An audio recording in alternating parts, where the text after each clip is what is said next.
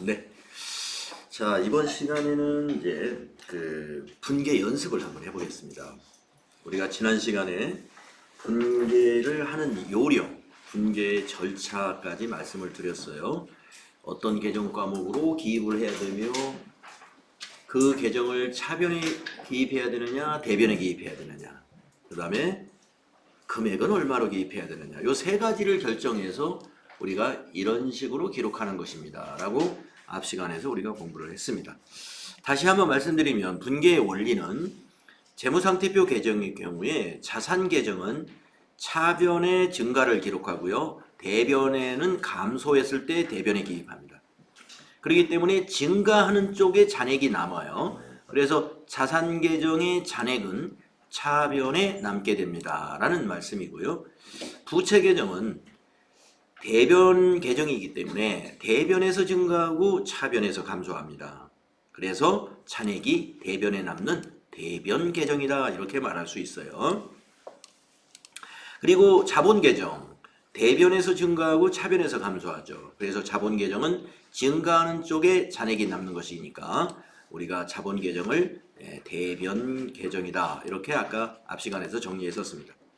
자, 수익과 비용을 보면은요, 손익계산서 계정이 이제 비용과 수익인데, 비용은 차변에서 발생하고 대변에서, 여기서 소멸이라고 표현을 했네요. 네, 취소 내지는 소멸, 뭐 감소 다 마찬가지입니다. 그래서 발생하는 쪽에 잔액이 남기 때문에 비용은 우리가 차변 계정이다라고 했잖아요. 그래서 잔액이 차변에 남습니다. 수익 계정. 수익은 대변에서 발생하고 차변에서 소멸 내지는 취소되죠. 발생하는 쪽에 잔액이 남기 때문에 잔액은 대변에 남죠. 그래서 수익은 대변 계정이다. 이렇게 했었습니다. 자, 이러한 분계 원리를 가지고 우리가 이제 분계 연습을 위해서 제가 여러분에게 미리 배포한 양식이 있습니다. 회계의 순환과정 실습지라고 하는 1페이지에 분계 연습 문제 6개를 제가 만들어 놨는데요. 이 6개 문제를 통해서 분계 원리도 우리가 익히고, 그리고 아직 여러분이 이제 계정 과목을 현재로서는 많이 모르지만 여기서도 이제 몇 가지를 계정 과목을 우리가 알고 가도록 하겠습니다. 다음의 거래를 분계하시오 했어요. 예, 동그라미 1번을 보시면 1월 1일 날 액면 금액 한 주당 5,000원인 보통주 200주를 현금으로 액면 발행하였다. 이렇게 되어 있습니다. 자, 1월 1일 날 액면 금액이 한 주당 5,000원인 보통주 200주를 현금으로 액면 발행했다. 현금으로 발행했다는 말은 주주에게 현금을 받았다 이렇게 이해하시면 되겠습니다. 그리고 주식이라는 것은 액면가가 있고 실제로 거래된 거래 가격이 있죠. 그런데 우리 회사는 액면가로 주주에게 발행을 했다. 그러면은 이제 여기에서 우리가 현금이라는 개념 과목 여러분 하나 찾을 수 있겠습니다. 앞 시간에서도 우리가 상품을 현금으로 매입했다라는 예제를 하나 해봤잖아요. 그때 여러분 현금은 자산 계정 과목이었어요. 자, 현금으로 발행했다 이 말은 현금을 주주에게 받았다 이 말이거든요. 그러면 여러분 현금이라는 계정 과목을 하나 찾았어요. 현금은 자산인가요? 부채인가요? 자본인가요? 네, 자산입니다. 자, 자산이 증가했나요? 감소했나요? 네, 그러면은 여러분 여기 차변에요. 이 가운데에서 약간 위쪽에다 우선 기입을 해 보십시오. 여기다 두 줄로 제가 작성을 할 거거든요. 두 줄로. 그 밑에 줄에는 결합관계를 쓰려고 그래요. 결합관계를. 그러니까 약간 위쪽에다가 현금, 이 작성해 놓은 게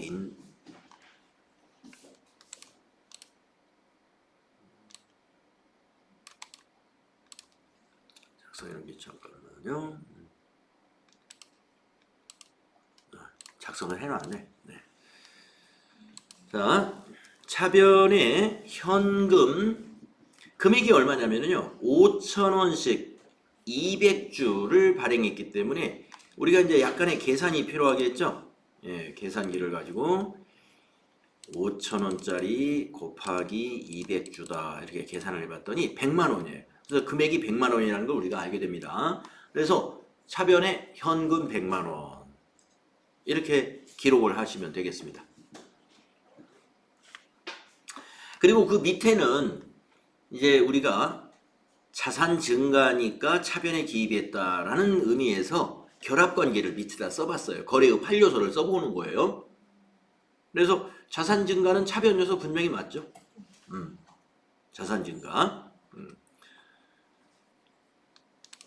그 다음에 대변 요소는요, 우리가 그 법인에서 주식을 발행하면 이 액면가로 자본금이라고 표시를 해요. 액면가를. 그래서 한 주당 5,000원이 액면가거든요. 200주니까 역시 자본금이 100만 원이 되는 것입니다. 그래서 대변에 자본금이라는 개정 과목을 우리가 알게 된다 이거죠. 자본금 100만 원. 이 자본금은 자본에 해당되는 개정 과목입니다.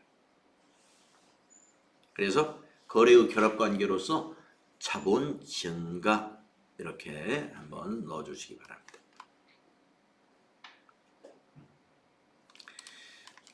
자, 개정 과목 분류표에서 보시면은, 그러니까 현금이라고 하는 개정 과목은, 현금이라는 개정 과목은 자산에 해당되는 개정 과목이고요. 그 자산 중에서도 유동자산 안에서 당좌자산이고, 또 다시 당좌자산 안에서 현금 및 현금성 자산으로 통합 표시할 수 있는 그런 개정 과목입니다. 네, 자, 현금이라는 개정 과목에 대해서 다시 한번 알아볼까요? 현금이라는 개정 과목은 자산 개정 과목이고, 자산 중에서 유동자산이고, 유동자산 내에서는 당좌자산이고, 또 당좌자산 내에서 현금 및 현금성 자산으로 통합 표시할 수 있는 개정 과목이다. 이렇게 설명할 수가 있어요. 오른쪽에 내용을 보면은 현금이라는 것은 한국은행에서 발행하는 지폐와 주화 또는 또 통화 대용 증권 가로 열고 자기압 수표 등 이랬네요. 우리가 보통 현금 하면은 우리는 지폐와 동전, 주화를 현금이라고 하지요. 근데 우리 회계에서 현금은요, 수표도 현금이에요. 수표. 은행이 발행한 수표가 자기압 수표죠. 은행이 발행한 수표. 그 다음에 개인이 발행한 수표, 가계수표라는 것도 있고요. 요즘 가계수표가 있는지 모르겠습니다. 은행이 발행한 자기압 수표, 개인이 발행하면 가계수표, 또 기업이 발행한 수표를 당좌수표라고 그럽니다. 당좌수표. 이걸 다 뭐로 해요? 현금. 물론 이제 기업이 발행한 것 중에서 우리 회사가 발행한 수표는 현금 아니에요. 제가 말씀드린 기업이 발행한 수표는 타인, 그러니까 우리 기업이 아닌 타 기업이 발행한 수표를 현금으로 회계 처리합니다. 그래서 여러분 현금이라는 걸 알게 됐고, 그 다음에 자본금, 우리 자본 개정 과목, 여기 자본금에 대해서 한번 설명을 볼까요? 자본금은 내용을 보면 개인 기업에서 기업주의 총 자본금, 자자가 하나 더 들어있네요. 기업주의 총 자본금. 그러니까 개인 기업으로 말하면요, 기업주가 출자한 금액이 자본금이에요. 기업주가 사업을 위해서 회사에 내놓은 돈, 개인 기업은 그걸 자본금이라고 하고, 법인의 경우는 주식을 발행한 수 있죠. 거기에다 곱하기 한 주당 액면가. 네. 만약에 5,000원짜리 주식 한 주를 발행했다. 근데 그 액면가가 5,000원짜리예요. 그러면 그 법인의 자본금은 5,000원인 거예요. 네, 5,000원짜리 한 주니까. 네. 그래서 법인, 우리가 이제 앞으로 여러분이 이제 시험을 보신다든가 이럴 때 개인 기업으로 시험을 보지 않고요. FAT 2급은 개인 기업으로 시험을 봐요. FAT 2급은 이제 여러분은 FAT 2급 시험을 안 볼 거니까 개인 기업이 아니고 법인으로 시험을 볼 겁니다. 주식회사. 주식회사 회계라는 거죠. 법인 회계. 법인에서는 자본금이 발행한 주식수예요. 주식수에다가 액면가를 곱하면 그게 자본금이 됩니다. 그래서 자본금 우리가 이해를 했습니다. 자, 그래서 이 분계로 인해서, 이 회계로 인해서, 이 회계 처리로 인해서 우리 회사는 현금이라는 자산이 100만 원 증가했고, 그리고 자본금이라는 자본이 100만 원 증가가 된 것입니다. 손익에는 아무런 영향이 없죠. 이익에는 변화가 없어요. 이익에 변화가 없고 자산이 증가했다는 거죠. 그 원인은 주식을 발행했어요. 그래서 자본금의 증가는 원인이고 결과적으로 자본금의 증가로 인해서 우리가 자산이 증가했구나. 자산이 증가하는 원인들을 보면 다양합니다. 자, 대변 요소로 인해서 다 자산이 증가할 수가 있어요. 자, 대변 요소 자본 증가로 인해서 자산이 증가할 수가 있고요. 또 부채가 증가함으로써 자산이 증가할 수 있습니다. 은행에서 차입하면 자산 증가하죠. 그 다음에 수익이 발생하면 자산이 증가할 수가 있어요. 수익이 발생하면 만약에 상품을 판매했다. 그러면 대변이 상품 매출이거든요. 그러면 차변에 오는 게 그 대금을 현금으로 받았으면 현금이라는 자산이 증가하고 외상으로 했으면 외상 매출금이라는 자산이 증가하거든요. 그래서 자산 증가는 그 대변 요소들로 인해서 자산이 증가할 수 있다. 다음에 두 번째 거래를 보겠습니다. 1월 2일 날이고요. 차용 증서를 받고 현금 50만 원을 6개월간 거래처에 빌려주었다라는 거래네요. 차용 증서라는 것은 이제 우리가 그 돈을 빌리고 빌려줄 때 쓰는 그런 그 증서를 말하는데요.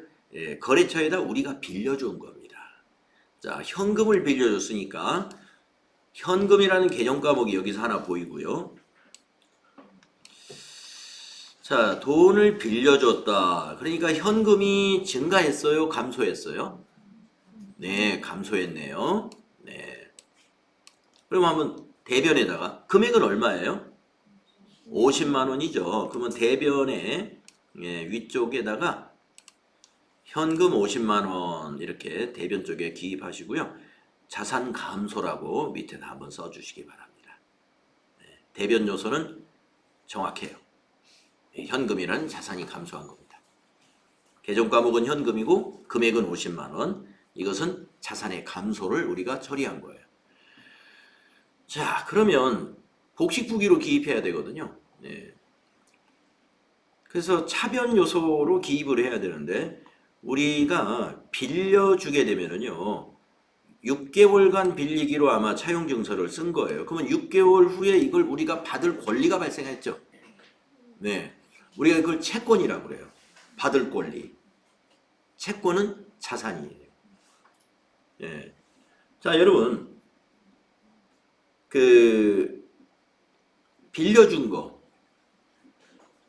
우리가 이제 빌리는 건 차입이라고 하거든요.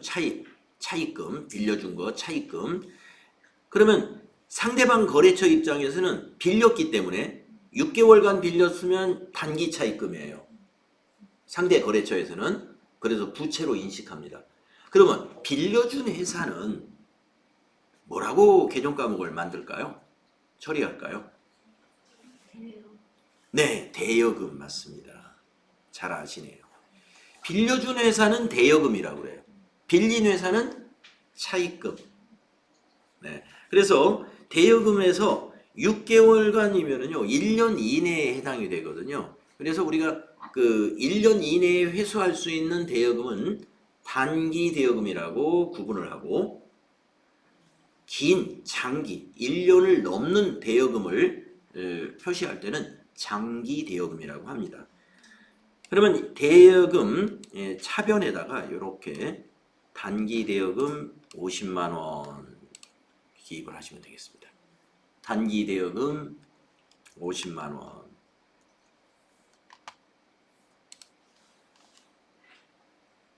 네.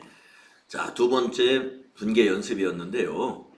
차용 증서를 받고 현금 50만 원을 6개월간 거래처에 빌려주었다라는 이 회계상 거래에서 현금이라는 계정 과목과 단기 대여금이라는 계정 과목을 우리가 찾을 수 있어야 되겠다. 그래서 현금이라는 자산, 단기 대여금이라는 자산 계정 과목을 찾아가지고 현금이라는 자산은 감소했으므로 대변에 기입하고 단기 대여금이라는 자산은 증가했기 때문에 차변에 기입한다. 그래서 단기 대여금 차변은 차산의 증가요. 현금 대변은 자산 감소다. 그래서 자산 증가 차변 요소, 자산 감소 대변 요소 맞는 거죠. 다음에 세 번째 분계를 보도록 하겠습니다. 1월 3일 날 거래은행에서 70만 원을 6개월간 차입하여 보통 예금에 입금하였다 이랬습니다. 은행에서 70만 원을 6개월간 차입했네요. 네, 그러면 아까 제가 2번 문제에서 차입했을 때는 계정 과목을 뭘로 처리한다고 우리 배웠죠? 빌린 회사는 차입금, 부채죠. 차입금. 그러면 6개월간 빌리면 개념 과목이 뭐겠습니까? 예, 단기 차입금이다. 단기 차입금. 그래서 단기 차입금이라고 하는 개념 과목 우리가 찾을 수가 있고요. 그리고 보통예금에 입금이 되었다. 보통예금이라는 자산 개념 과목을 우리가 여기서 찾을 수가 있죠. 자, 여러분 단기 차입금 개념 과목을 먼저 한번 생각해 봐요. 단기 차입금. 자산인가요? 부채인가요? 네, 부채입니다. 자, 여러분 부채는 대변 개정 과목이잖아요. 증가했을 때 대변에 기입하기 때문에 대변 개정 과목이라고 그래요. 네, 감소했을 때는 차변에 기입하는 거예요. 그러면 요 1월 3일 날은 단기 차입금을 대변에 기입합니까? 차변에 기입합니까? 네, 왜 대변에 기입하죠? 네, 증가했으니까. 부채 증가이므로 대변에 기입한다 이거예요. 네, 그래서 여러분 대변에다가 이렇게 단기 차입금 70만 원 거래 후 결합 관계는 부채 증가에 해당이 된다. 그러면 이제 차변 요소는 뭔지 아시겠죠? 네, 보통예금 70만 원. 보통예금은 자산 계정 과목입니다. 그래서 자산 계정 대변 차변에 기입하는 것은 자산의 증가를 얘기하는 거죠. 이 거래 후 결합은 자산 증가, 부채 증가가 결합이 된 거예요. 차변 요소는 자산 증가, 대변 요소는 부채 증가인 것이죠. 자, 개정 과목 유의물에서 대여금과 차입금을 어떻게 또 보통예금을 어떻게 설명했는지 잠깐 저도 한번 보도록 하겠습니다.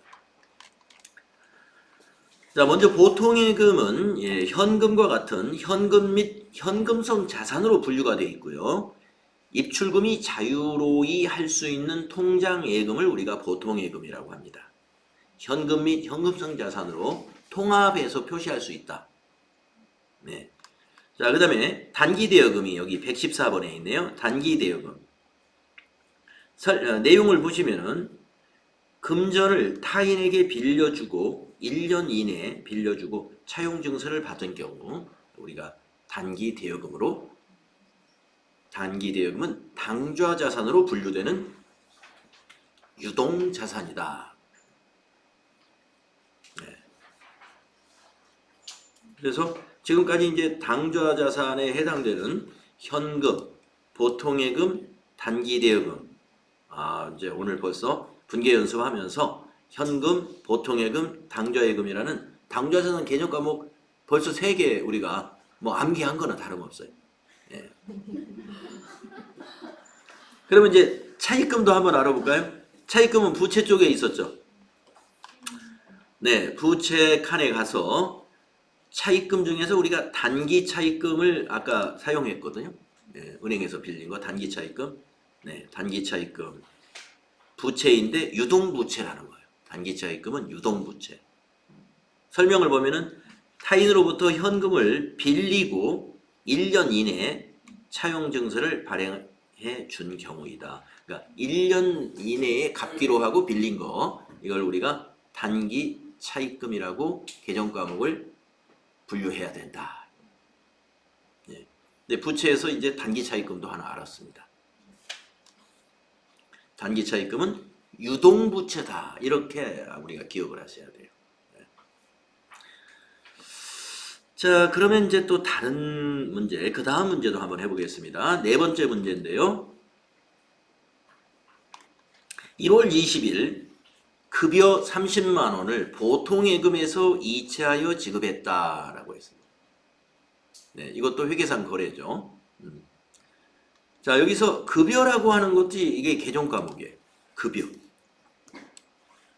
네, 판매관리비, 비용 개정과목입니다. 그리고 또 개정과목 하나 또 보이죠? 예, 보통예금 보이네요. 금액은 3만 원 보이고요. 예, 급여 3만 원을 통장에서, 회사 통장에서 이체해서 지급한 거예요. 자, 여러분 급여는 뭐였죠? 비용이었죠. 지금 비용이 발생했나요? 취소됐나요? 발생했네요. 그럼 비용 발생은 차변 요소인가요? 대변 요소인가요? 예. 그래서 이 회계 처리는 차변에다가 우선 급여 3만 원 이렇게 회계 처리해야 돼요. 그리고 이것은 비용 발생이므로 그렇게 기록하는 거예요. 거래의 결합이 비용 발생이에요. 그리고 아까 보통예금 개정 과목 찾아놨죠? 예. 회사의 보통예금은 감소한 거잖아요. 예. 그래서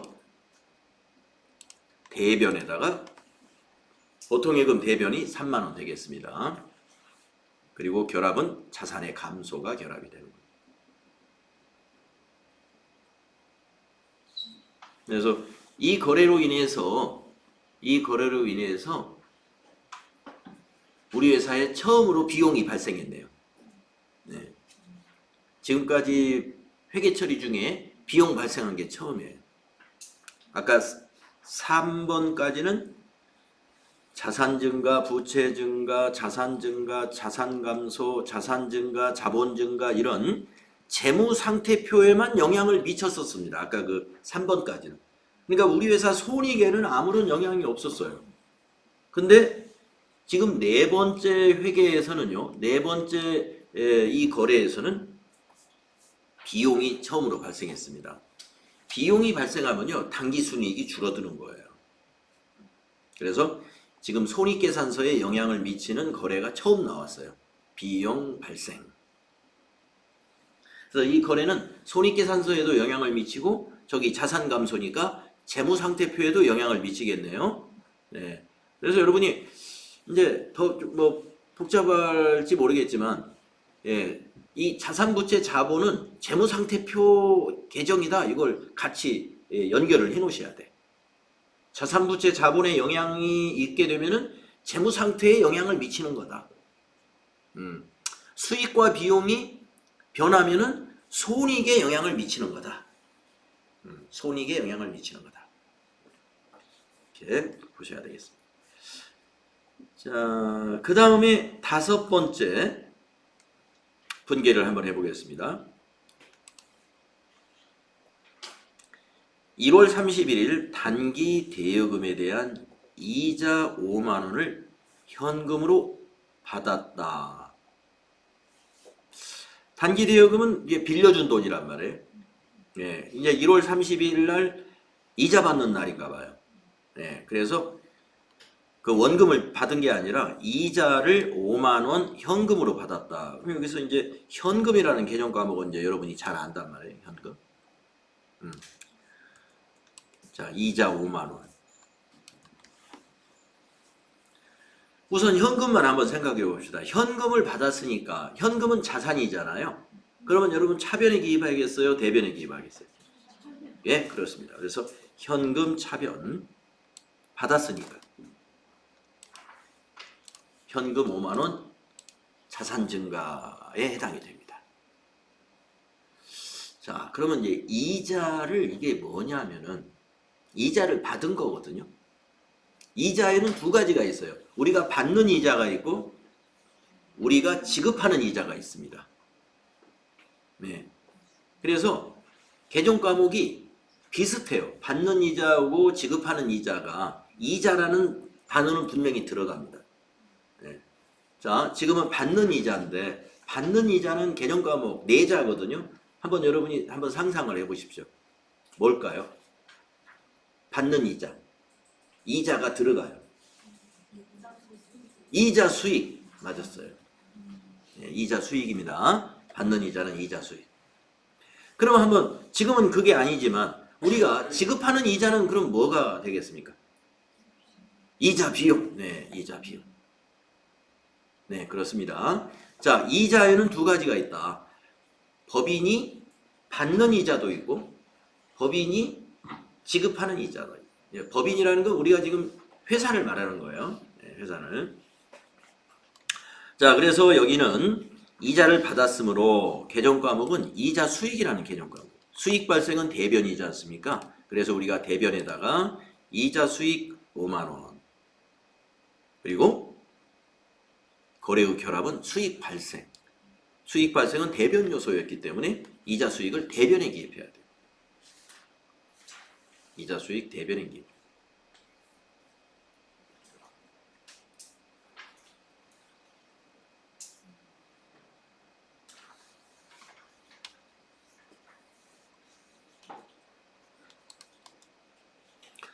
자, 그러면 지금까지 나왔던 이제 이것도 손익에 영향을 미칩니다. 왜냐하면 수익이기 때문에 수익이 발생하면은 당기 순이익이 증가합니다. 네. 그래서 이것도 손익에 영향을 줘요. 수익이 발생했기 때문에. 자, 그러면 이제 새로 나온 개정 과목이 급여하고 이자 수익이 나왔기 때문에 급여와 이자 수익을 어떻게 분류해 놨는지 한번 개정 과목 분류표에서 한번 보도록 하겠습니다. 자, 손익계산서 개정 과목 뒷면에 있는데요.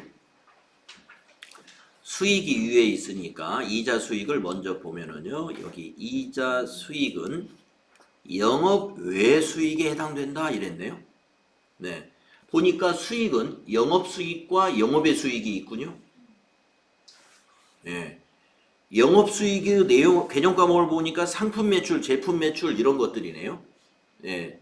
여러분, 상품 매출은 도소매업을 하는 회사가 파는 것이 상품 매출. 제품 매출은 제조업에서 만들어서 팔면 그게 제품 매출. 네. 그래서 영업수익이라는 말은 재고자산을 판매하는 것을 영업수익이라고 해요. 그러니까 옷을 파는 회사가 옷을 팔면 그게 영업수익. 전자제품을 만드는 회사가 전자제품을 만들어서 팔면 그게 제품 수익, 영업수익인 제품 매출이 되는 거예요. 자, 그 다음에 밑에 영업의 수익을 보면요. 이자 수익, 배당금 수익, 임대료 이런 거란 말이에요. 예, 이자는 돈 빌려주고 이자 받는 거, 이자 수익. 배당금은 주식을 사놓으니까 배당을 해줘가지고 받는 거, 배당금 수익. 임대료는 빈 사무실이 있어서 임대를 주었더니 월 임대료가 들어왔어요. 월세가 들어왔어요. 그게 임대료. 이런 것들은 우리가 임대사업자라고 한다면 영업수익으로 분류하지만 옷을 파는 회사라든가 전자제품을 파는 회사다 그러면은 임대료는 영업을 한 것이 아니죠. 그래서 영업의 수익. 그래서 여러분이 수익은 영업수익과 영업의 수익으로 나누는 거구나. 그 나누는 기준은 제가 말씀드린 그런 기준이에요. 그래서 이자 수익은 뭐냐? 여기 설명을 이렇게 해놨죠. 단기대여금 또는 은행의 애적금 등에서 발생하는 이익을 받은 경우, 그러니까 단기대여금의 이자, 은행에서 이자 이런 걸 받을 때 이자 수익으로 기록한다. 그 다음에 아까 비용 중에 급여라는 비용을 우리가 사용했었는데요. 급여는 비용에 어디에 있는지 한번 보겠습니다. 자, 비용에 가니까 매출원가라는 비용도 있어요. 자, 그 밑에 판매비와 관리비라는 비용도 있어요. 그 그 다음에 그 밑에 영업의 비용도 있네요. 네. 그런데 급여는 보니까 판매 관리비에 들어있군요. 사실은 이제 그 비용이 여기 법인세 비용이라는 게 하나 더 있는 겁니다. 근데 여기서는 생략을 해놓은 것 같고요. 생략이 되어 있고 우선 큰 비용의 큰 묶음을 우선 알아주세요. 비용에는 매출원가, 판매 관리비, 영업의 비용 이런 묶음이 있다. 그 중에 급여라는 것은 여기에 들어있네요. 판매 관리비구나. 물론 제조업에서는요. 급여가 판매 관리비도 있고 제조 원가도 있어요. 네, 제조업은 판매 관리비에만 급여가 있는 것이 아니고 제조 원가라고 하는 제조 경비에도 급여가 있습니다. 그러니까 지금 우리가 FAT 1급을 배울 때는 판매 관리비만 아시면 돼. 판매 관리비만. 일단은 제조업이 아니고 도소매업이다. 그러니까 이제 제조업 같으면은 이렇습니다. 만약에 맥주를 만들어서 파는 회사가 있다 그러면 맥주 공장에서 일하는 사람들의 급여는 제조 원가로 들어가는 급여예요. 그런데 맥주 회사의 그 현장에서 생산하는 사람들만 일하는 곳이 아니죠. 판매도 해야 되고 관리도 해야 되고 여러 분야에서 일을 하단 말이에요. 마케팅도 하고. 그런 분야에 관리 파트, 영업 파트에서 일하는 사람들의 급여는 그게 판매 관리비예요. 그게 판매 관리비. 영업 비용이라고 해요. 판매 관리비가. 영업하려면 들어가야 되니까. 자, 그래서 급여를 보시게 되면은 설명을 이렇게 했네요. 사무직 종업원에게 월급을 지급하는 경우라고 써 있어요.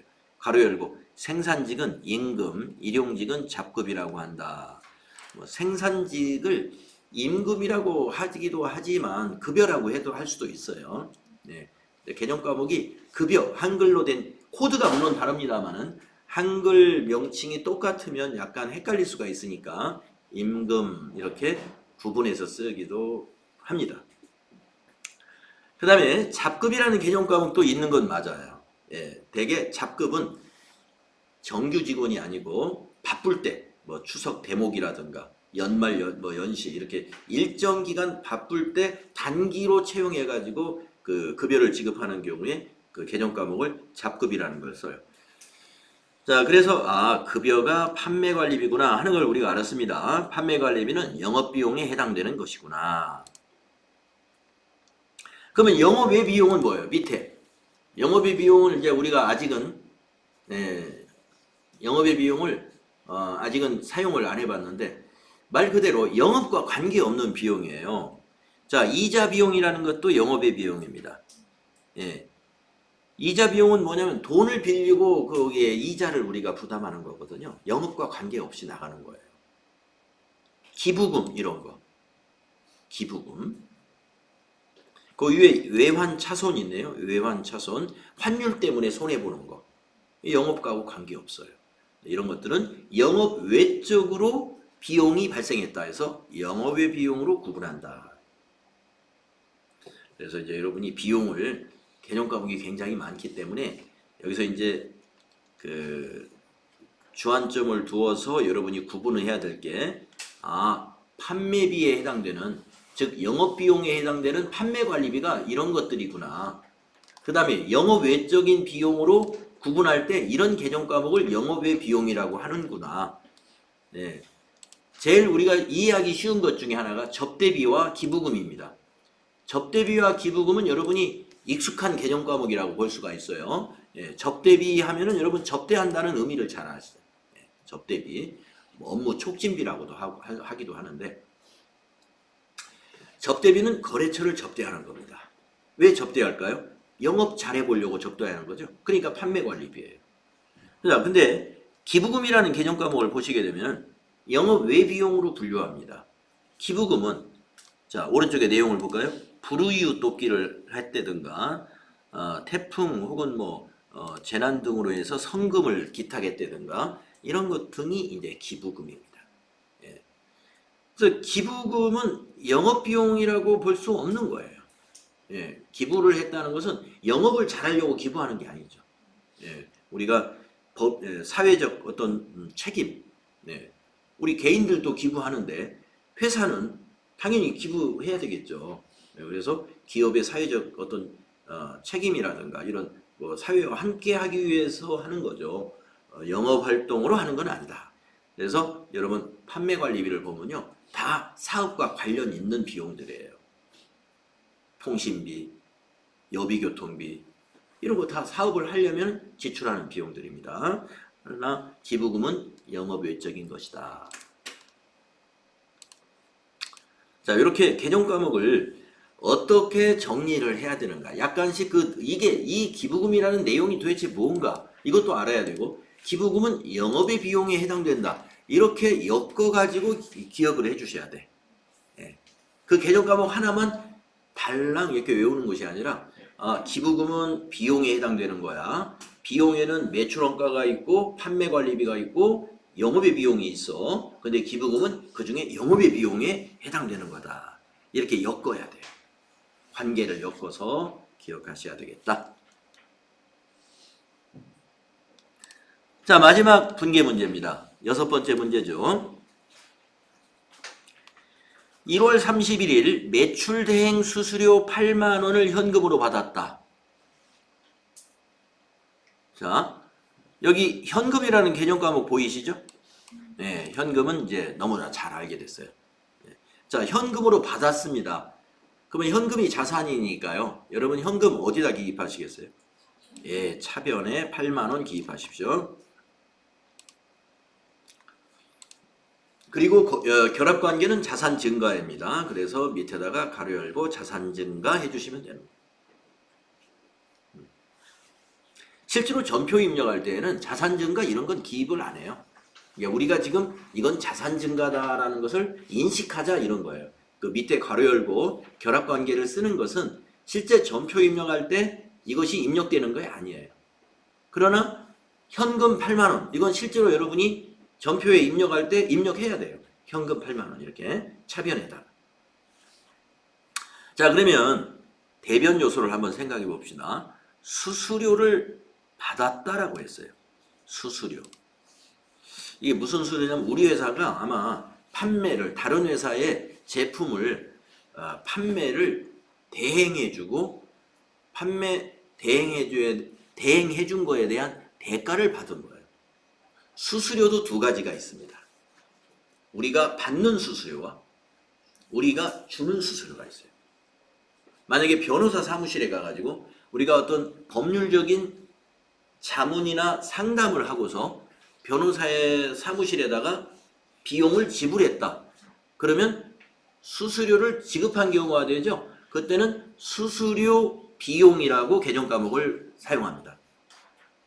자, 지금은 우리가 수수료를 받았네요. 그러면 개정 과목 뭐였을까요? 예, 수수료 수익 맞습니다. 수수료 수익이에요.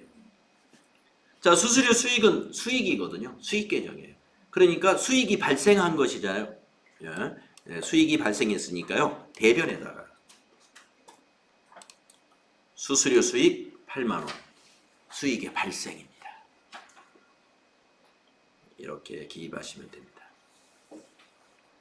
그러면 이제 수수료 수익에 대해서 한번 설명을 볼까요?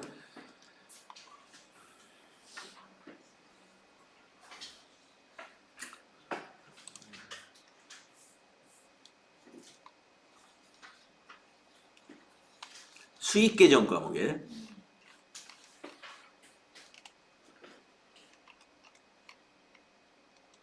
영업의 수익 안에 수수료 수익이 있네요. 수수료 수익이 용역 등을 제공하거나 상품 판매 중개 역할을 하고 수수료를 받는 경우에 수수료 수익으로 기입한다. 이것은 영업 외적인 것이다. 영업의 수익에 해당이 됩니다.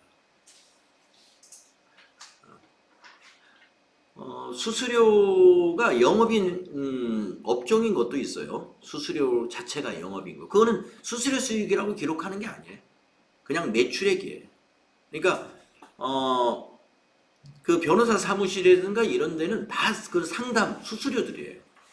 많은 그것만 있는 건 아니지만 어떤 법률 상담을 해주고 자문을 해주고 그 자문료 받는 거거든요. 그러면 그 사람들은 그걸 매출액으로 기록해요. 영업수익으로. 그 자체가 그 사업 목적이니까. 그런데 지금 우리는 만약에 의류를 판매하는 회사예요. 의류를 우리가 사가지고 상품을 판매하는 회사. 근데 어쩌다가 다른 회사에 위탁을 받아가지고 가끔 남의 상품을 판매해 줄 때도 있어요. 그때는 수수료를 받고. 그거는 영업 외적인 거예요. 우리 회사 물건 파는 게 우선이잖아요. 그래서 우리 상품을 팔면 상품 매출, 영업수익이고 지금처럼 타인의 상품을 중개해줬다든가 판매해주고 받는 수수료는 우리가 수수료 수익으로 해서 영업의 수익으로 벌 수 있다. 물론 업종이 판매 대행 업종을 내가 우리 회사가 업종으로 등록하고 한다. 그러면 그것도 영업수익이 될 수 있습니다. 판매 대행이라는 업종이 있다면 네? 네네. 네, 환자들 진료비가 매출액이죠. 네, 그게 영업수익이 되는 거죠. 영업수익. 네. 그래서 이렇게 우리가 지금 6가지 분계를 해보니까요. 아, 이거 뭐 분계, 개정 과목 알면 분계 어렵지 않지 않습니까? 예. 개정 과목만 알면. 그리고 이미 이제 이걸 여러분이 이거 실습을 통하고 또 아까 그 전 시간을 통해서 차변 요소, 대변 요소를 알았단 말이에요. 차변 요소, 대변 요소는 10요소로 봐도 10개밖에, 차변 5개, 대변 5개밖에 없습니다.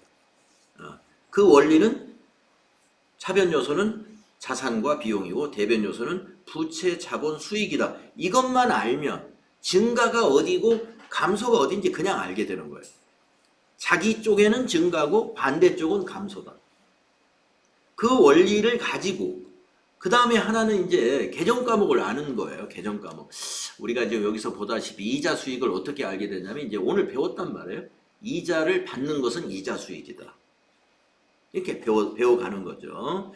그래서 모든 걸 이렇게 예제를 통해서 배워갈 수는 없기 때문에 여러분 교재에 부록에 있는 개정 과목 정리라든가 내지는 이렇게 유인물로 만들어진 이런 개정 과목을 보고 모든 걸 예제로 배울 수는 없으니까 이걸 그냥 보면서 좀 미리 선수학습을 해야 된다.